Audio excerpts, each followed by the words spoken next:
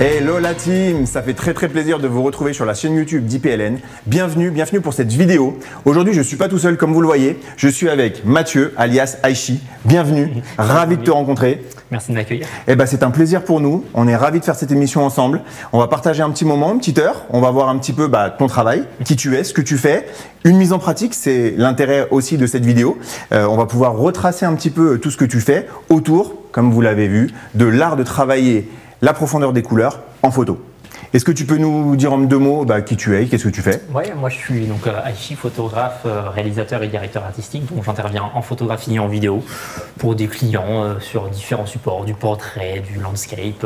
J'interviens sur plein de secteurs. Une image, c'est saisir une émotion, pourtant libre d'interprétation pour celui qui aura la curiosité d'imaginer son histoire.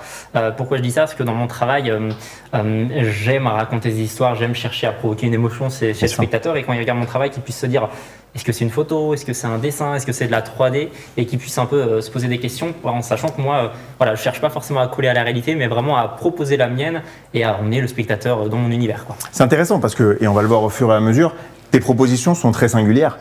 Ça se caractérise, que ce soit au niveau des cadrages, que ce soit au niveau de la retouche et notamment de la couleur. On voit pas ça partout. Et c'est vrai que c'est un petit peu ce qu'on va développer, ce que tu vas nous expliquer aussi. Tu vas nous transmettre quelques petites ficelles peut-être pour qu'on puisse avoir derrière le retour. On va vous présenter différents travaux que tu as pu réaliser, notamment en Asie. On le voit ici avec le Japon. Tu as eu la chance, et tu nous en diras plus tout à l'heure en détail, d'y y passer plusieurs fois. Ça a permis de renforcer ton travail, d'affirmer également tes choix. C'est très intéressant.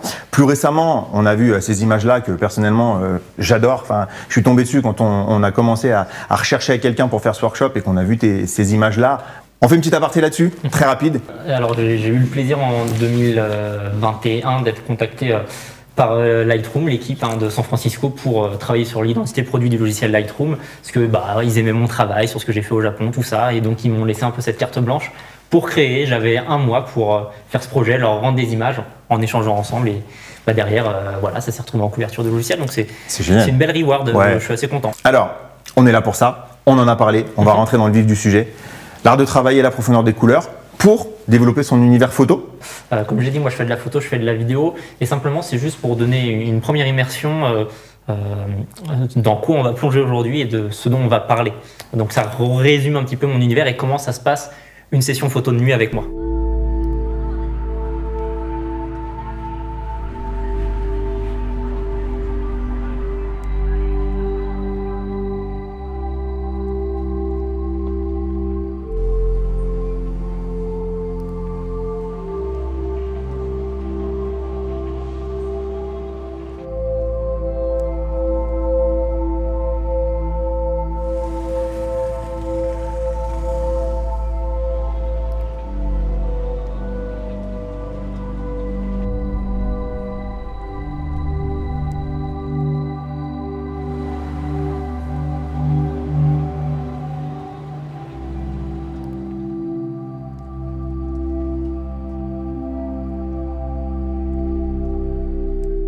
Du coup, après cette petite capsule vidéo sur la nuit coréenne, voici quelques petites, alors non pas des extractions qu'on a fait de la vidéo, mais plutôt une réalisation également un peu dans cette même thématique qui, je trouve, retrace là encore dans une sorte complètement différente des premières, ton travail avec ces cadrages, avec la lumière et avec la colorimétrie. C'est jalonné entre le Japon et la Corée, qui sont deux signatures qu'on va voir beaucoup.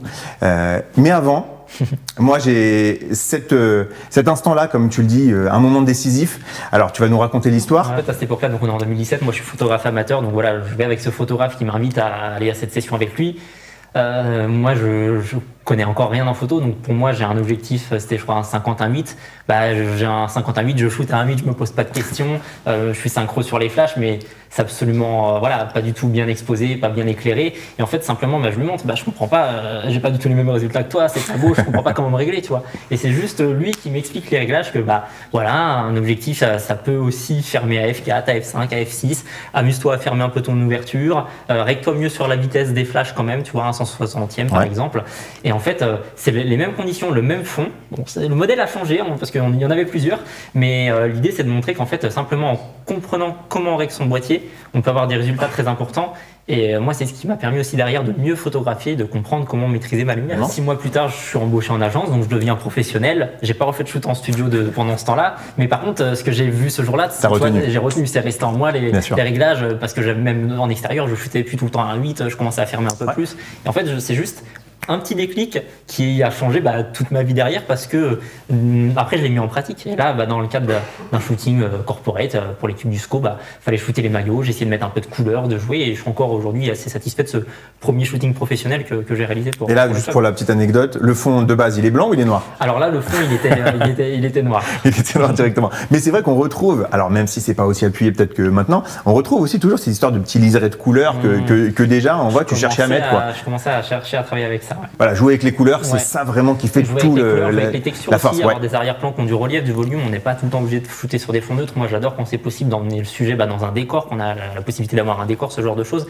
Donc, on joue avec le décor, les couleurs de notre décor, et on vient ajouter des touches de couleurs pour ajouter des liserés. Ici, c'était une commande client.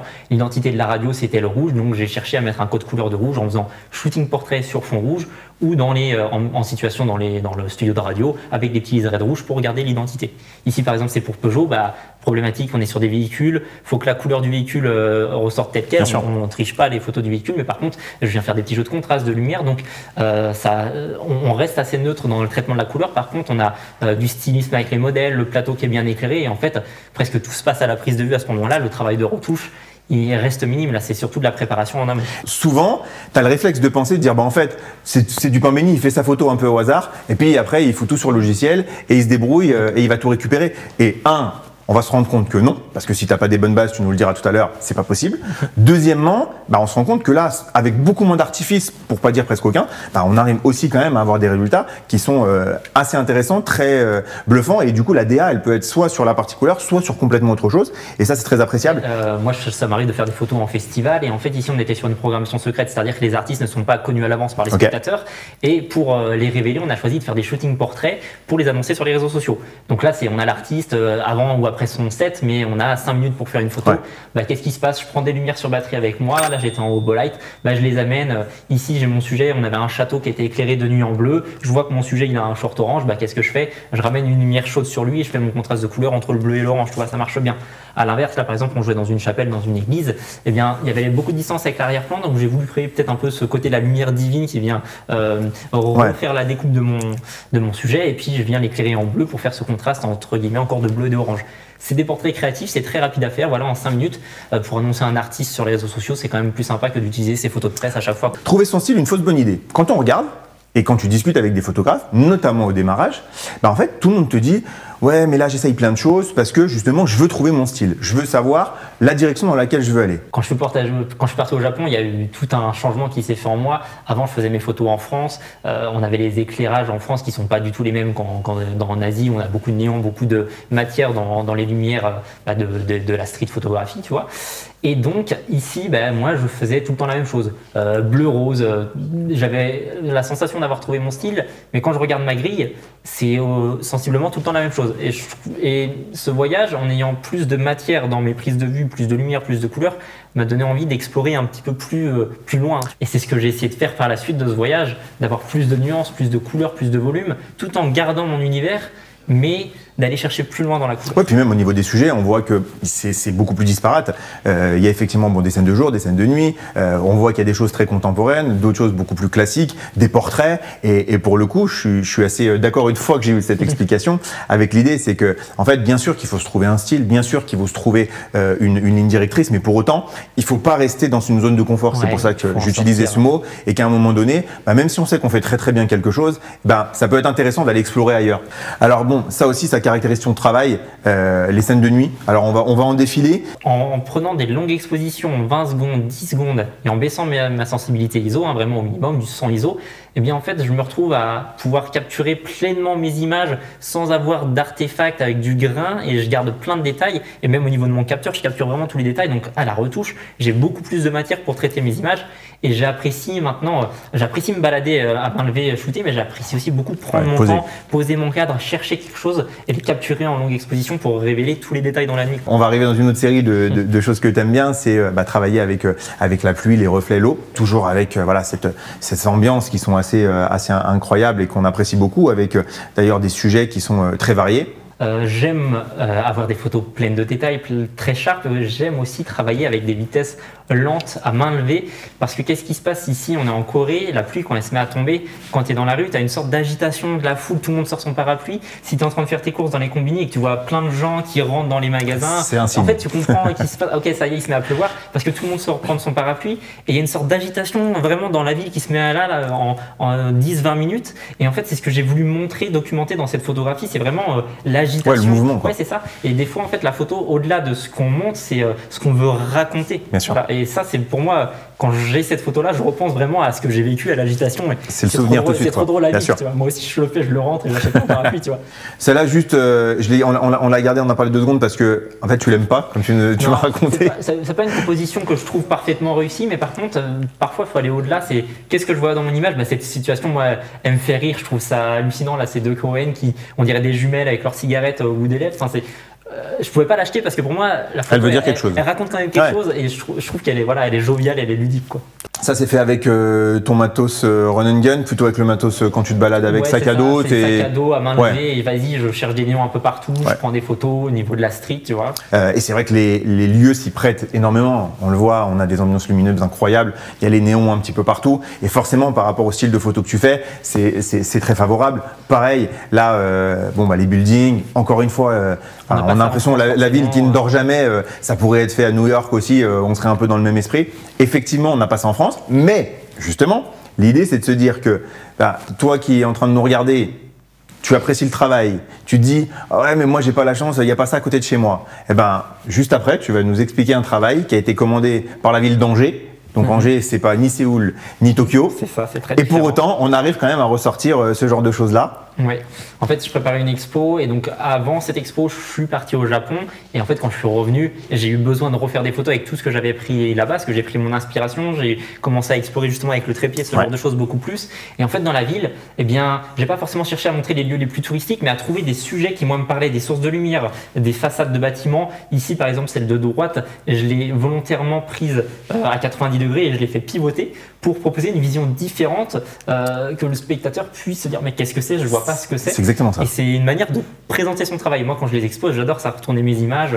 Et donc là, on est en France, on est à Angers. Il n'y a pas des néons, c'est pas hyper sexy comme ville, mais si on regarde autour de soi, on peut trouver des sujets qui vont nous capter dans le regard.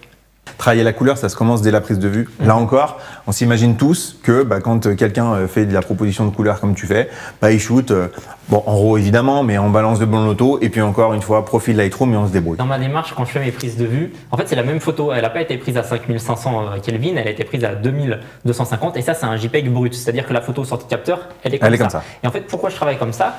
Parce qu'en fait, à ma prise de vue, je me rends compte tout de suite. Moi, je sais que je travaille en lumière froide derrière la retouche, donc tout de suite, quand je prends mes photos, j'ai l'aperçu visuel de ce que ça rend. Je peux me dire, ok, là, on a des sources de lumière, elles fonctionnent bien entre elles. Si je les refroidis derrière en post-traitement, je vais pouvoir créer mon univers et développer ça. En voilà une autre, un peu dans le même principe. Et après, tu laisses… Très rapidement, je commence à faire mes premières bases. Si je veux pas trop la transformer, je reste de manière assez neutre. Mais si après je veux commencer à aller un peu plus loin, je commence à ajouter des nuances, avoir un petit peu des touches de jaune en gardant les touches de bleu. Et là, j'ai mes images cinéma ou alors du rouge, du bleu si je veux totalement avoir ce rendu un peu futuriste comme j'aime faire, tu vois. Et en fait, du coup, on part d'une image de base qui a été photographiée comme ça pour arriver à la fin à un rendu comme ça. C'est ça. Et ça montre en fait avec une situation, on peut faire plein de choses derrière la retouche. Exactement. Et c'est l'intérêt principal de la retouche, moi je trouve, c'est vraiment de pouvoir traduire justement des éléments. Et le cadre aussi en fait partie. On remarque que tu aimes bien travailler sur ce format, la 21. C'est mon coup de cœur. Moi j'adore le au cinémascope. Ouais. Et cette photo, je l'aime bien parce que là, je la montre comme ça, mais en réalité, elle n'a pas été prise en format cinémascope. Si on la sort sortie capteur ratio 2:3, en fait, il y a beaucoup plus d'informations dans mon image. Mais le fait de recadrer, on a une proposition visuelle. Les gens ne sont pas obligés de savoir que moi, j'avais beaucoup plus d'informations dans mon image. Je la présente en ratio cinémascope et elle raconte une histoire qui va être différente. que là. La théorie des couleurs, alors ça tu vas nous en parler 2 secondes parce que moi qui fais pas beaucoup de retouches pour être transparent, je connaissais pas cet outil. Ouais. Et en fait quand on en a parlé tout à l'heure, j'ai été après un peu regarder et je me dis qu'évidemment ça peut être hyper intéressant. Moi je l'utilise surtout comme un outil pour vérifier, pour s'assurer qu'on est dans le bon. Par exemple ici j'importe mon image dans Adobe Couleur et en fait ça me génère une palette de couleurs qui me permet d'identifier les dominantes dans mon image. Et ça nous permet, dans le cas d'une série où on n'est pas trop sûr de l'ensemble de ces images, eh bien de regarder les palettes qui ressortent de nos images. Ou aussi, on peut par exemple y mettre des références. Ici, il y a un peintre très connu qui a dit « Je pense souvent que la nuit est plus vivante et plus richement colorée que le jour ». Qui a dit ça? Eh bien, c'est Van Gogh.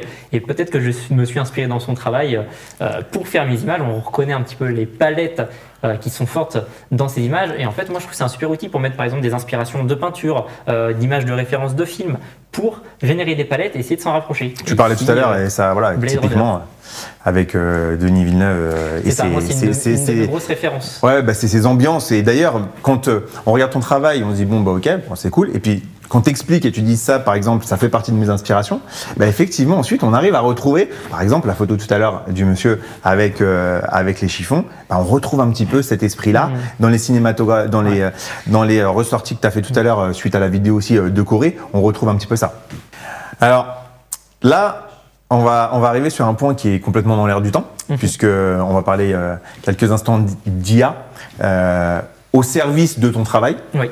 Avant tout ça, je vais faire un petit jeu avec vous, juste pour savoir. Alors, s'il vous plaît, ne trichez pas, n'allez pas voir la réponse avant. Je vais vous montrer 2 photos, donc celle-ci et celle-là. Bon, vous ne pouvez pas faire le jeu des 7 erreurs, on va y aller tout de suite. Elle a été un peu nettoyée, donc tu as enlevé les poubelles qui sont sur la droite, petit sac plastique qui est à gauche et devant une feuille. Et moi, ma question, c'est d'après vous, est-ce que l'original est comme ça et on est venu rajouter ça pour un peu créer une ambiance, ou au contraire, est-ce qu'elle est comme ça du départ et on l'a transformée comme ça? Moi, je connais évidemment la réponse, toi aussi. L'original, c'est celle-là?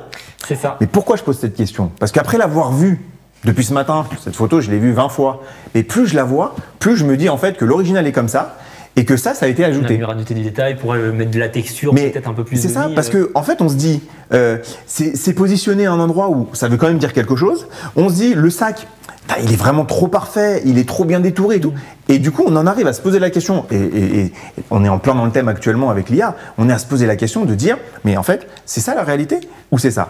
Évidemment, c'est celle-ci. Voilà, je l'ai nettoyée et c'est pour démystifier un peu justement le sujet de l'IA, il faut en parler en ce moment. Bien sûr.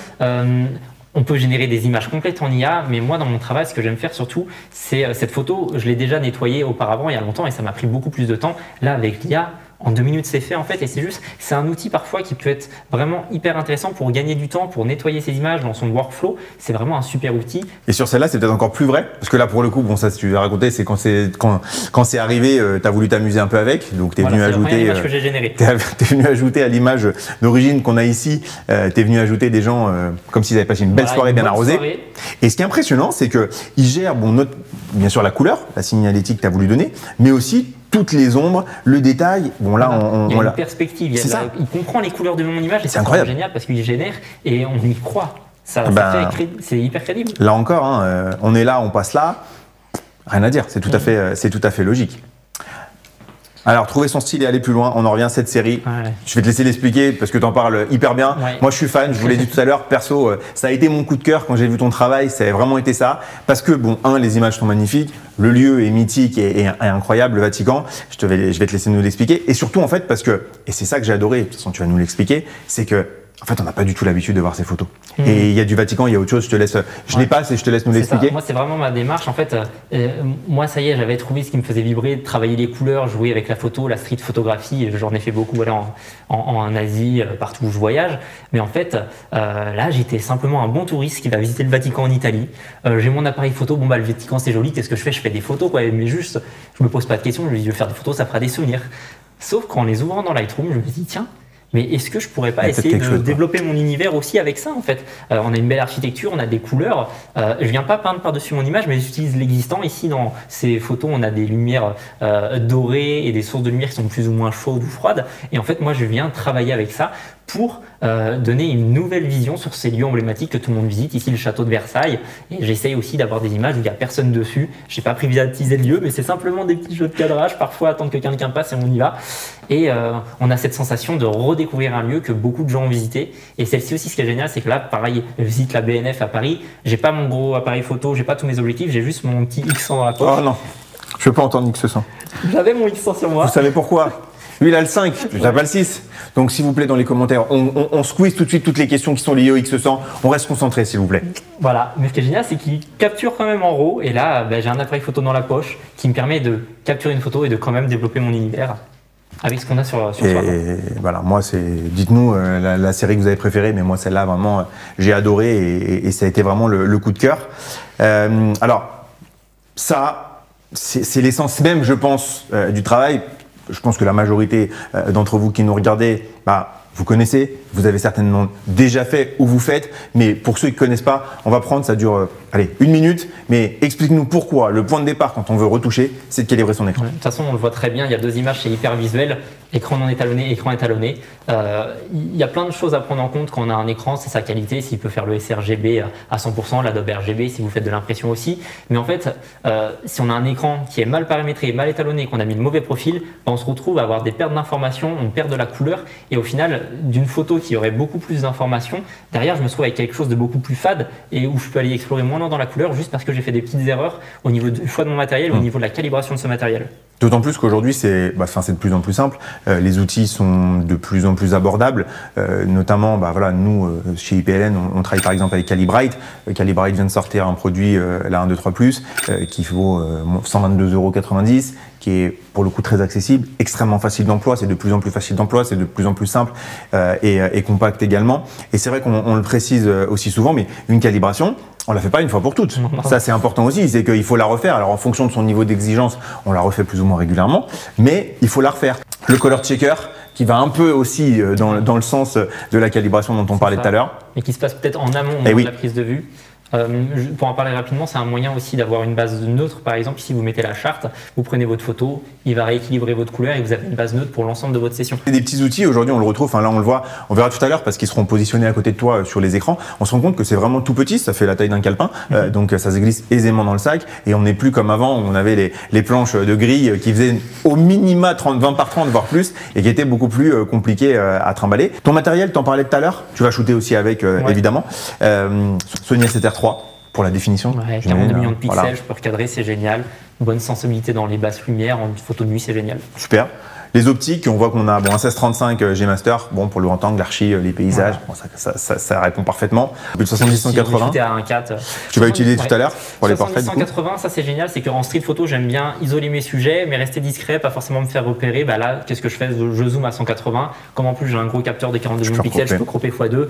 Et là, j'ai des photos où j'ai des sujets qui sont isolés. Moi, je suis discret, je dérange pas les gens et c'est génial. Super. Je vois que tu as un joli sac Vendred qu'on vend très bien sur IPLN et c'est des sacs exceptionnels. Moi, je trouve. Voilà. On a fait le tour un petit peu de ta présentation. J'espère que vous qui nous regardez, du coup, vous arrivez à comprendre un peu mieux son travail, son univers. Maintenant, parce que je pense que c'est ce que tout le monde attend, on va basculer sur la pratique. Ouais. Donc, je vous remets vite fait en contexte.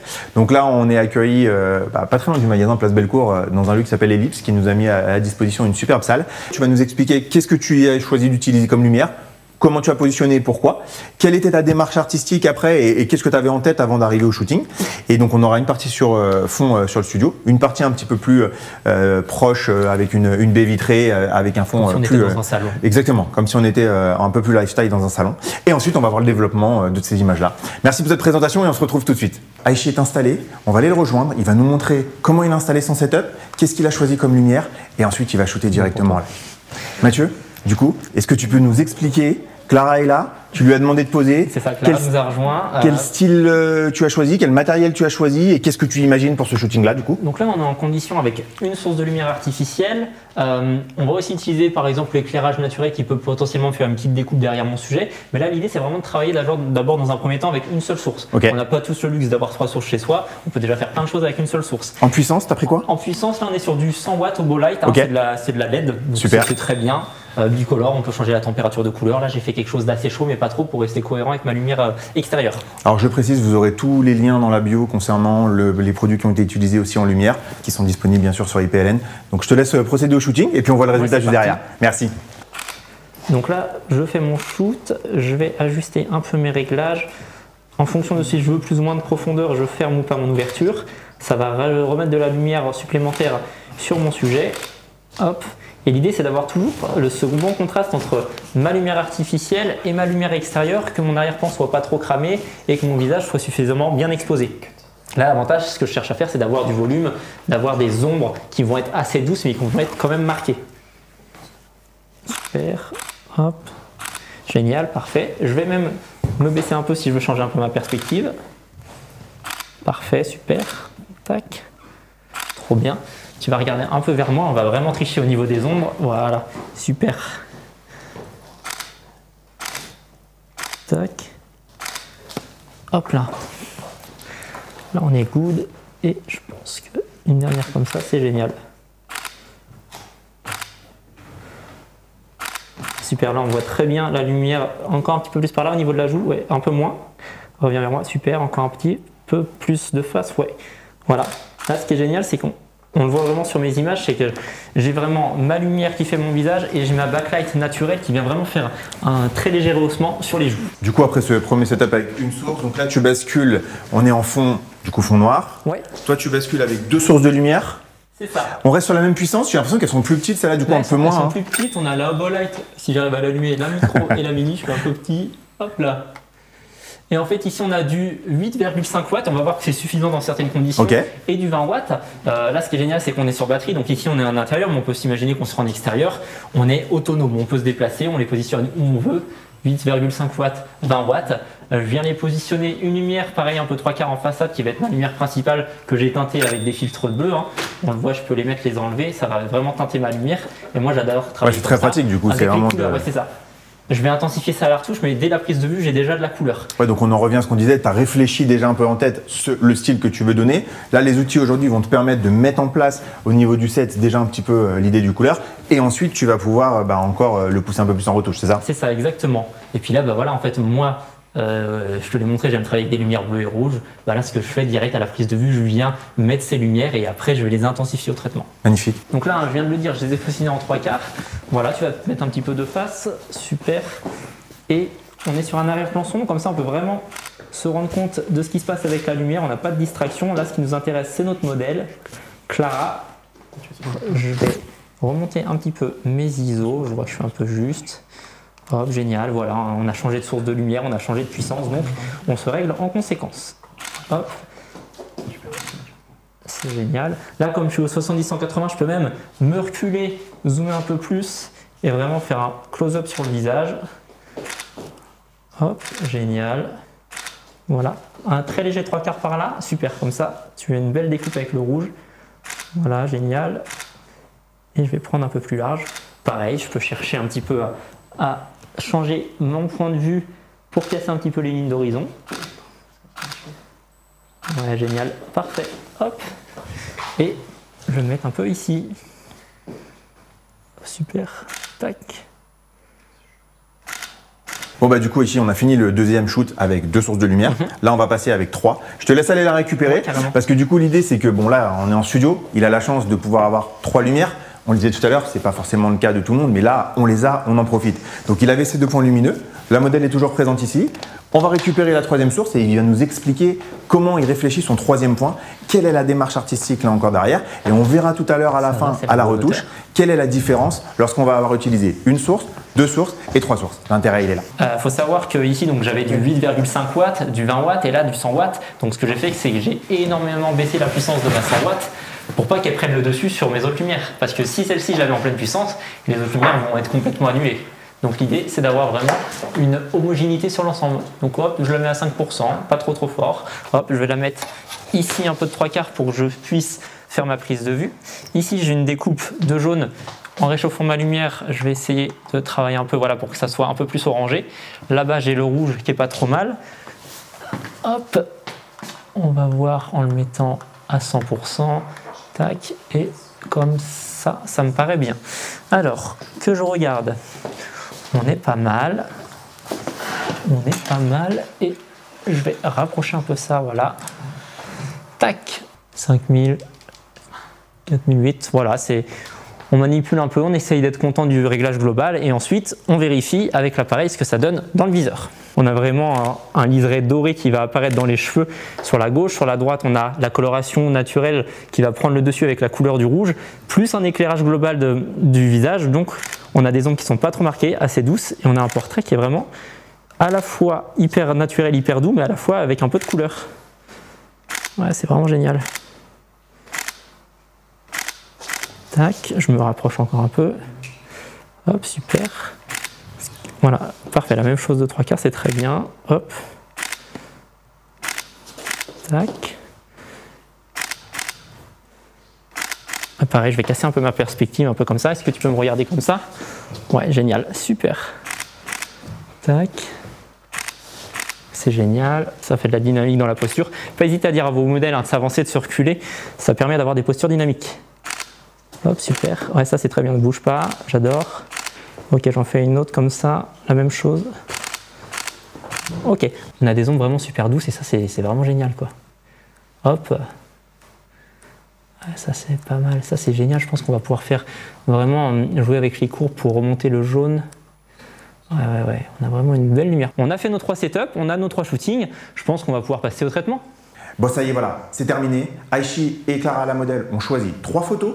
On va venir voir, on va regarder leur sélection et surtout on va voir comment Aichi travaille sur l'image et le rendu que ça donne. Alors, la sélection, montre-nous tout ça. Ouais, j'adore comment tu m'introduis, j'ai l'impression d'être dans le secret d'histoire. Alors là, on a fait notre sélection des 3 photos avec nos 3 setups.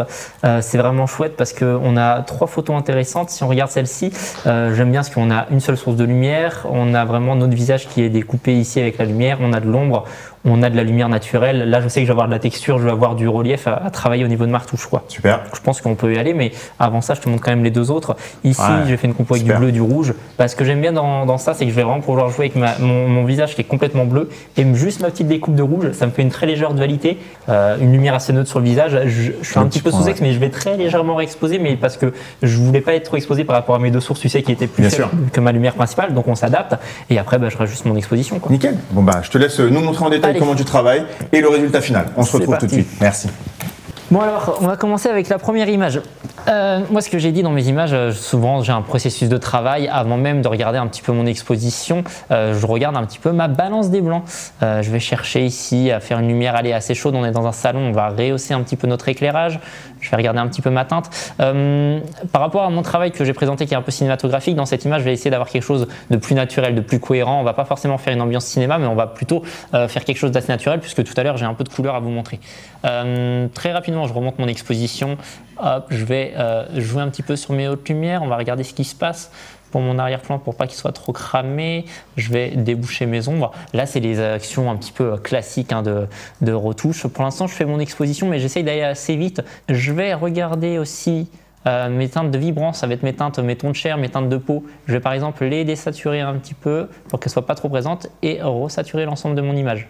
Hop, ici je vais aller jouer avec mes courbes. Voilà, on n'est pas trop mal. Tac, voilà, là ça commence à me plaire. Je trouve que je suis encore un peu sous-ex, donc je vais remonter un petit peu mes ombres ici, mais je veux toujours, encore une fois, garder mon clair-obscur, donc je vais faire attention à descendre mon contraste, mais pas trop. Et je vais venir le corriger, par exemple, ici en rajoutant de la clarté. Très légèrement, la clarté, il faut y aller, voilà.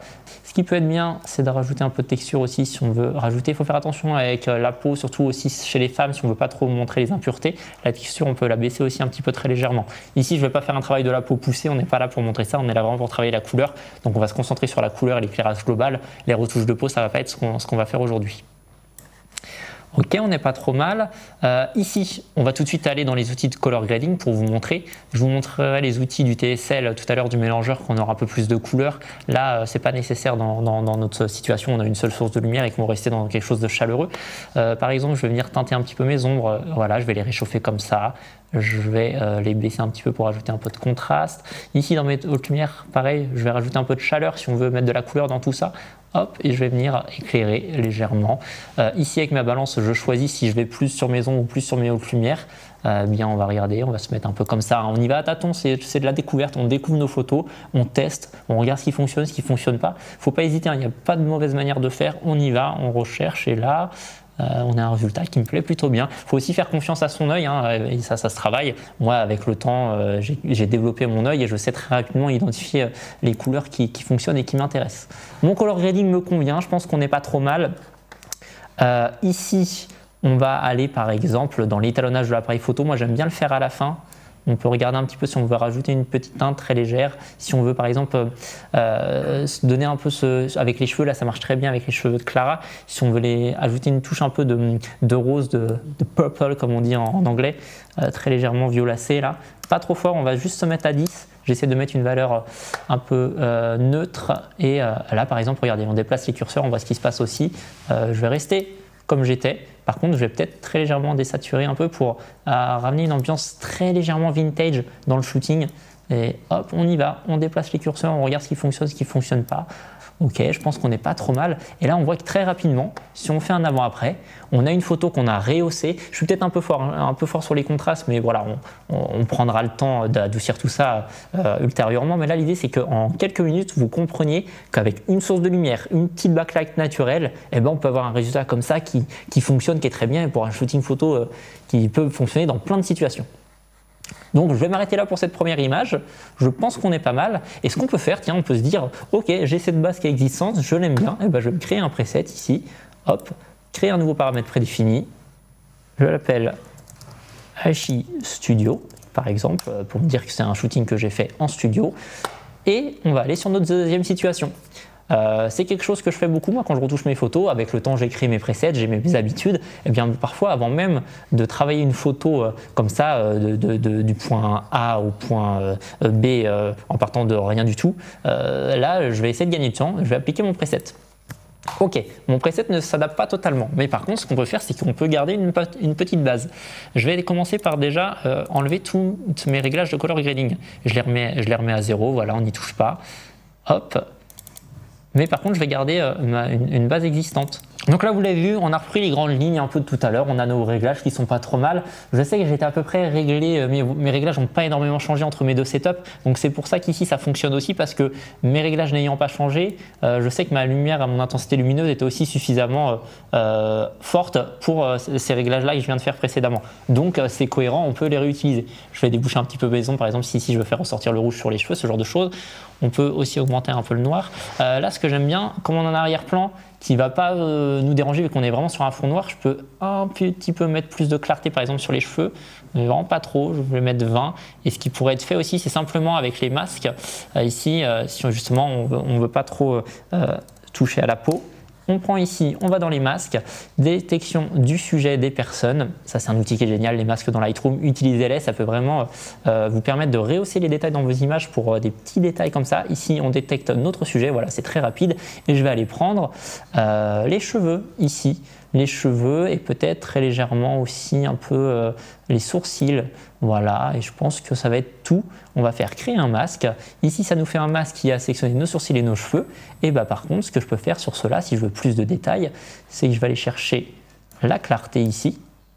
Et je vais augmenter un peu la clarté seulement sur les cheveux. Donc très légèrement, parce que j'avais déjà un peu de clarté, donc je vais mettre 10, je vais mettre un peu de texture. Voilà, il faut y aller, c'est très léger, il ne faut pas aller trop fort. Il faut vraiment prendre des pincettes quand on retouche. Ok, on a un masque qui est chouette.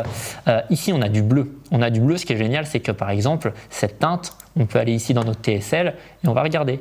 On peut le rendre un peu plus aquatique, on peut le rendre un peu plus vers les violets et on va essayer de le travailler pour matcher un peu plus avec notre rouge, le rendre un peu plus intense. Color grading, on a déjà pas mal de couleurs dans notre image, mais pareil, on reprend, on peut tester, hein. Je peux rajouter, si je veux, un peu plus teinter mes ombres, je peux mettre du bleu, je peux chercher à faire des choses. Là, c'est un peu les goûts, les couleurs, comme vous avez envie de travailler. Je vous ai montré ces outils, vous savez qu'ils existent, n'hésitez pas à vous en servir. Ok, hop, je peux réchauffer aussi mes tons moyens si je veux avoir un peu plus de neutralité ici. Voilà, tac. Ici, donc, ce qui peut être bien, l'étalonnage pour terminer. On y va, on peut regarder un peu si je veux mon rouge, par exemple, le rendre un peu plus orange. Et là, on a le contraste bleu-orange. Ça peut être du bleu-rose. Voilà, vous avez l'étalonnage, c'est fait pour ça. Tac, on peut un petit peu augmenter la saturation ici, sur les rouges, changer un petit peu mon étalonnage, j'augmente un peu ça, très légèrement, pas trop fort. Et voilà. Ici, moi, je vais prendre aussi mon étau moyen, je vais avoir un peu plus de texture dans mon visage. Je vais descendre un petit peu mes points et je vais chercher, voilà, à trouver un équilibre, un contraste qui me plaît bien sur le visage. Ok, je pense qu'on n'est pas trop mal. On va s'arrêter là pour celle-ci puisqu'on va continuer avec le troisième preset où on a 3 sources de lumière. Le piège serait de se dire allez, on reprend notre preset, on fait la même chose. Ben non, on va repartir de zéro parce que sinon, encore une fois, je fais tout le temps la même chose et je pars d'une base qui va être tout le temps identique et c'est pas ce qu'on veut faire. Par contre, quelque chose que vous ne savez peut-être pas, mais dans Lightroom, vous avez énormément de profils qui sont intégrés, fournis par le logiciel et vous pouvez en servir comme base de travail. Regardez, ici on prend le mode cinéma. Moi je vous l'ai dit, j'adore travailler les couleurs en manière cinématographique. Hop, je me mets cette base là. On a un très bon profil. Tout de suite, je vois que je suis complètement sous-ex par contre par rapport à ce preset, donc on va le réexposer. Et c'est tout l'intérêt de comprendre les différents outils, c'est de pouvoir ensuite améliorer, corriger les presets pour les adapter à vos prises de vue. Parce que quand vous prenez un preset, forcément, il n'est pas forcément créé pour votre image, donc c'est à vous de trouver les meilleurs réglages pour l'améliorer. Donc là, j'ai pris mon preset, moi je veux remonter un peu mes hautes lumières, déboucher un petit peu mes ombres, mais j'aime bien ce côté très cinéma où on a des ombres voilà, un petit peu bouchées, donc moi ça me plaît bien.